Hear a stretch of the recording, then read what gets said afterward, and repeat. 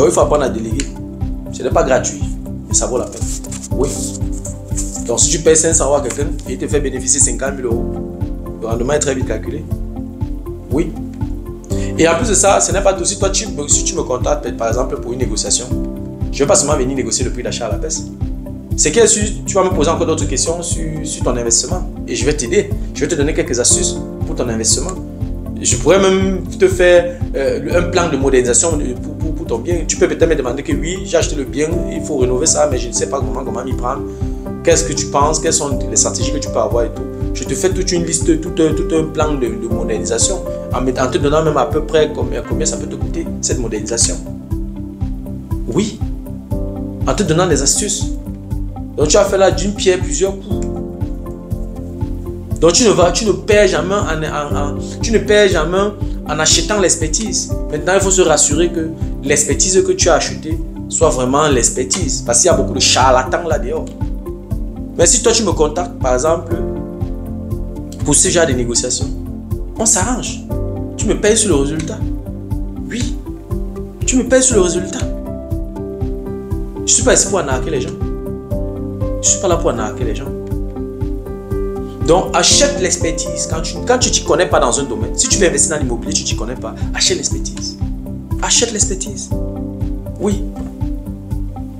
Tu vas éviter les erreurs. Tu vas réussir tes négociations. Tu vas faire des économies comme l'exemple que j'ai étalé dans cette vidéo.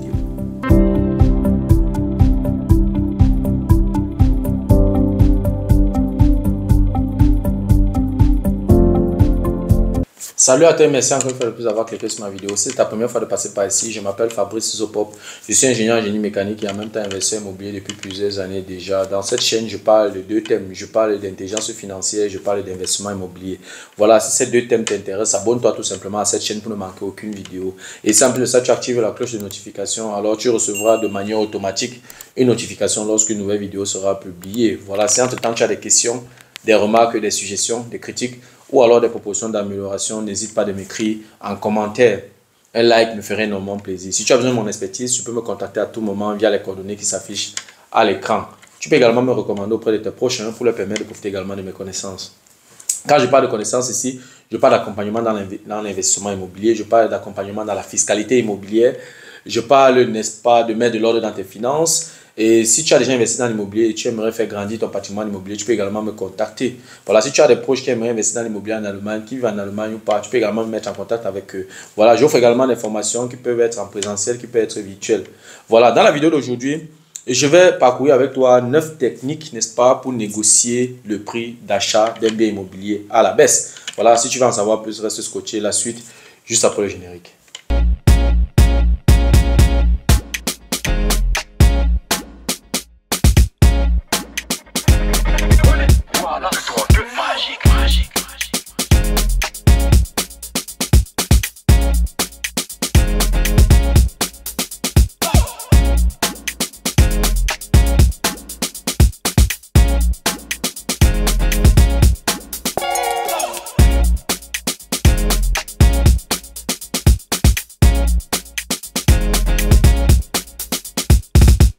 Septième technique de négociation, c'est de toujours avoir un ou plusieurs accords de principe de la banque lorsque tu t'en vas faire une visite immobilière. Avant de commencer la négociation, il faut toujours avoir cet accord de principe ou alors plusieurs accords de principe.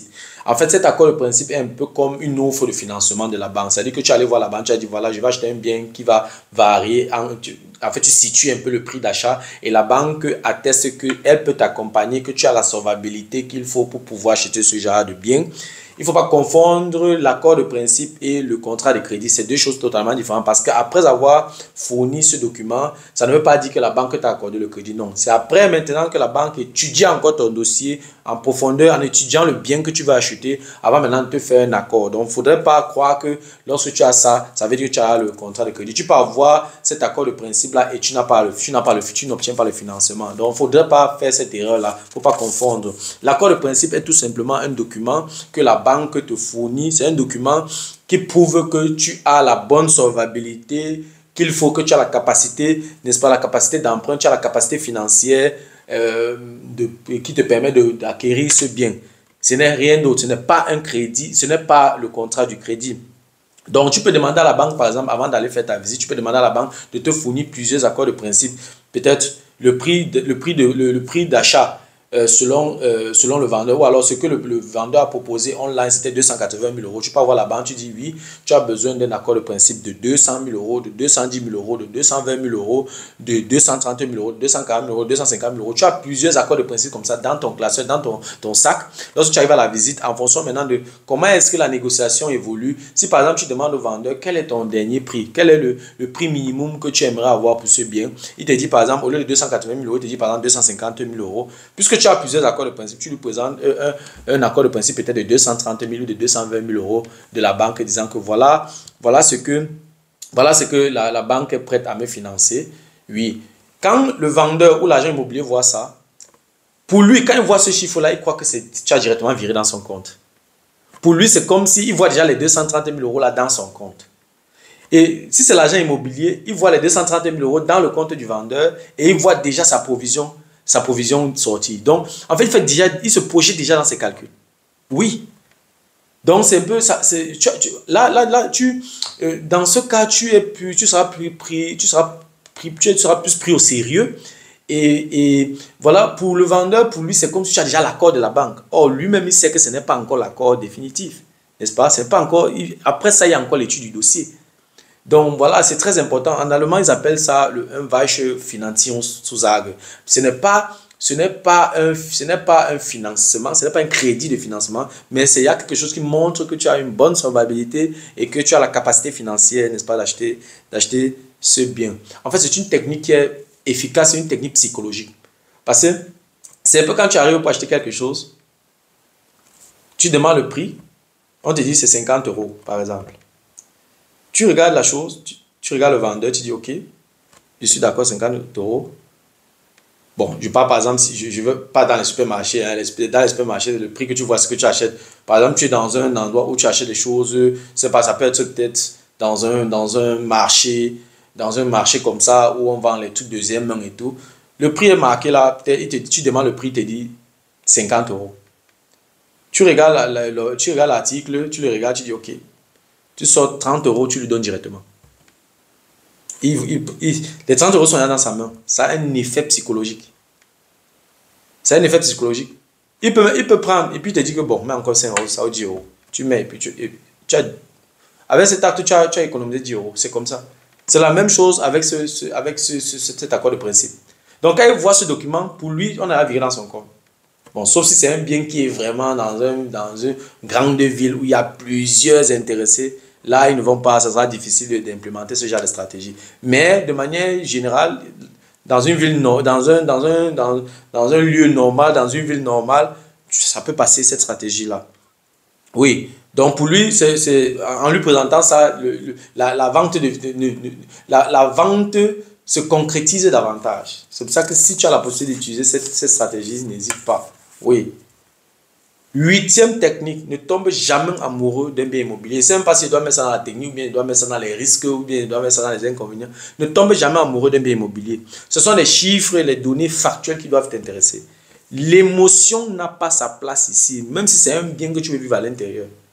Avant de mettre l'émotion, il faudrait d'abord que l'aspect technique, que le côté technique a été déjà observé, que les chiffres passent, que le prix d'achat donne, que la situation géographique est OK, avant maintenant de tomber amoureux. Parce que lorsque tu tombes amoureux, tu perds toute lucidité, ça devient extrêmement difficile de négocier le prix d'achat de manière lucide. Donc, ne fais jamais l'erreur de tomber amoureux d'un bien immobilier si tu veux vraiment faire une bonne négociation. Il faut savoir que c'est un marché qui n'est pas transparent. Chacun vient à son prix. Donc, tu es bête, on va t'avoir. Et tu travailles, tu collabores ici avec des professionnels dans leur domaine. Donc, ce sont des personnes très rusées. L'agent immobilier n'est pas là parce que tu es beau, parce que tu es costaud, parce que tu es brun, parce que tu as les abdos. Non.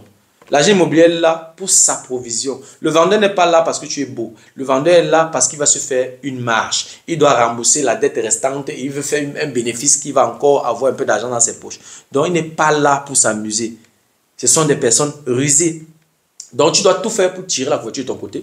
Tu dois tirer ton épingle du jeu. Si tu veux faire un bon deal, tu dois rester focus sur les chiffres et les données factuelles. L'amour, l'émotion n'a pas sa place ici. Donc, il faut tenir compte de ça. 9e technique de négociation du prix d'achat à la baisse. Il faut apprendre à déléguer la négociation. Dans un couple, vous connaissez vos faiblesses, vous connaissez vos forces, vous connaissez vos faiblesses. Si tu sais que ton épouse ou ton époux est plus fort dans la négociation, mets-le devant dans la négociation. Ou si tu as une connaissance, tu sais que lui, il est bon dans la négociation, mets-le devant.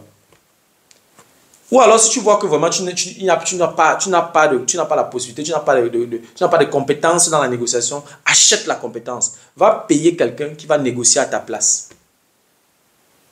Tu payes quelqu'un qui va négocier à ta place. Tu peux voir quelqu'un, tu lui donnes 300 euros, 400 euros, 500 euros. Il te fait une très bonne négociation et puis tu épargnes 30 000 euros, 50 000 euros. Donc 500 euros et puis tu gagnes 50 000 euros. Le rendement est vite calculé. Ça ne se discute même pas. Ça ne se discute même pas. 500 euros, c'est 1% de 50 000 euros. 1%. Donc tu donnes 1% à quelqu'un et tu bénéficies 99%. C'est ce que ça veut dire. Oui. Donc je veux dire, il faut apprendre à déléguer. Il peut arriver que tu as trouvé le bien, tu as même la capacité de négocier, tu sais négocier, tu as les techniques de négociation, mais tu t'es trop rapproché du bien, tu es tombé amoureux du bien, donc tu as perdu ta lucidité. Dans ce cas, au lieu d'aller acheter ça plus cher, mieux trouver, mieux chercher un expert, chercher une connaissance qui va négocier à ta place. Il ne faut jamais avoir honte de demander l'expertise. Oui, oui. Si tu sais que tu t'as trop rapproché du bien et que tu n'es plus lucide, tu ne peux plus être lucide dans la négociation, il faut déléguer. Délègue, tu peux même déléguer ça à un professionnel. Tu peux me contacter. Je négocie pour toi. Je négocie pour toi. On peut même aller sur la base et dire si je négocie rien, je n'ai rien. Oui. Donc je travaille parce que je sais que si je négocie 10 000 euros, j'aurai comme ça. On peut s'entendre. Oui. Donc je vais dire, c'est une dépense utile. Parce que si tu parviens à épargner 50 000 euros dans une négociation, il faut se tenir compte des frais supplémentaires de l'acquisition qui devaient être tes fonds propres que tu économises. Donc tu ne réduis pas seulement la dette que tu vas prendre à la banque, tu réduis également les frais supplémentaires pour l'acquisition qui vont sortir de tes poches. Parce que généralement, les banques exigent l'apport personnel comme les frais. Les banques exigent que tu apportes les frais supplémentaires pour l'acquisition. Donc il faut apprendre à déléguer. Ce n'est pas gratuit, mais ça vaut la peine. Oui. Donc si tu payes 500 euros à quelqu'un et il te fait bénéficier 50 000 euros, le rendement est très vite calculé. Oui.